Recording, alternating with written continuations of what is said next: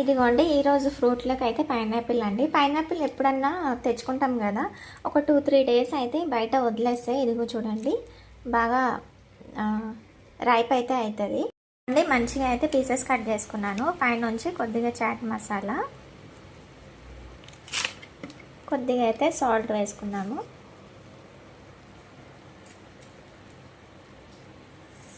చాలా బాగుంటుందండి టేస్టు.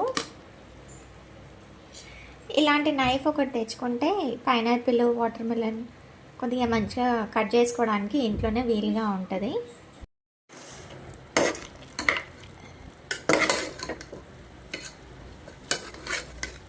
ఇదిగోండి మంచిగా మటన్ పీసెస్ కర్రీలోకి తోటకూర వేసుకొని చేసుకుంటే చాలా బాగుంటుంది రోటీలోకి. ఇదిగోండి వేడి వేడిగా అయితే తోటకూర, మటన్ ఇంకా రోటీ లంచ్కి.